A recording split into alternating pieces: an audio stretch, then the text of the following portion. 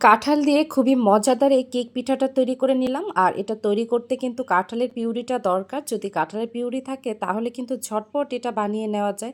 খেতেও কিন্তু মাশাআল্লাহ দুর্দান্ত হয়েছিল। সো সাইমাজ কিচেন অ্যান্ড ব্লগের সাথেই থাকবেন। আশা করি পুরো ভিডিওটা দেখে ভালো লাগবে। তো প্রথমে আমি কাঁঠাল নিয়ে নিয়েছি। কাঁঠালটাকে একটা স্ট্রেনারের সাহায্যে চেলে নেব। কাঁঠালের যে আঁশগুলো থাকবে সেগুলো আমি ফেলে দিলাম আর পিউরিটা নিয়ে নিলাম। আর এখান থেকে অল্প পরিমাণে আমি পিউরিটা নিয়ে নিয়েছি জাস্ট পিঠাটা তৈরি করার জন্য। এরপরে আমি রুম টেম্পারেচারে থাকা 2টা ডিম নিয়ে নিয়েছি। ডিমটাকে আমি কিছুক্ষণ একেবারে ভালোভাবে ফুমিট করে নেব। আর এখানে কিন্তু ভালো করে ফেটিয়ে নিতে হবে। তারপর একটু ভ্যানিলা এসেন্স দিয়ে দিলাম যাতে ডিমের যে কাঁচা গন্ধটা আছে সেটা না হয়। তারপরে এখানে আমি হাফ কাপের মতো এখানে চিনি দিয়ে দিয়েছি, সামান্য পরিমাণে তেল দিয়ে দিয়েছি। তবে কারো যদি কাঁঠালটা একটু মিষ্টি হয় তাহলে চিনির পরিমাণটা একটু কমিয়ে দেবেন। আর যদি কাঁঠালটা একটু মিষ্টি কম হয় তাহলে আমি যতটুকু চিনি দিয়েছি অতটুকুই পারফেক্ট।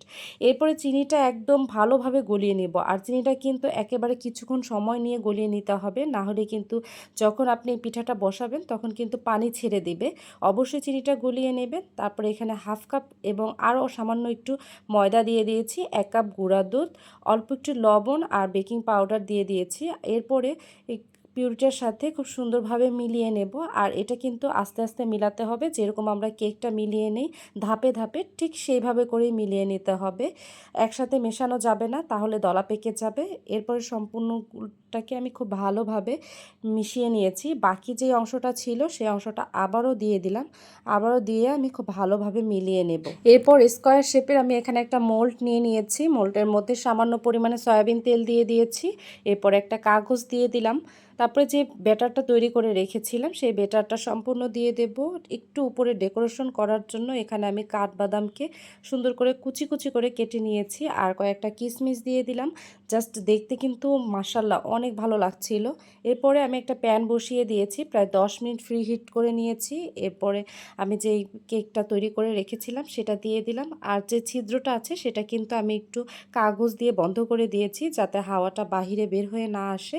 প্রায় 30 থেকে 40 মিনিটের মতো আমি বেক করে নিয়েছি। আর বেক করে নেওয়ার পর আপনাদেরকে একটা কাঠির সাহায্যে দেখাচ্ছি পারফেক্টলি হয়ে এসেছে। এ পর্যায়ে কিন্তু আমি নামিয়ে নেব। একটু ঠান্ডা হয়ে আসলে 4-5টা আমি সুন্দরভাবে কেটে নেব। কেটে নিলেই কিন্তু দেখবেন পারফেক্টলিভাবে এটা খুব সুন্দরভাবে সেট হয়ে এসেছে। তবে যেহেতু এটা বলেছি পিঠা, তা কেকের মতো কিন্তু একেবারে পারফেক্টলি ফুলবে না, তবে কেকের মতোই একেবারে হবে। যদি কারো কেকের মতো না হয় তাহলে কিন্তু আপনারা এ পর্যায়ে এসে পিস পিস করে কেটে একটু তাওয়াতে সামান্য পরিমাণে তেল দিয়ে ভেজে নিয়ে খেতে পারেন। তাহলে দেখবেন আরও বেশি মজা হবে, একদম পিঠার মতো হবে। কেমন হলো অবশ্যই কমেন্ট করে জানাবেন। আজ এই পর্যন্ত।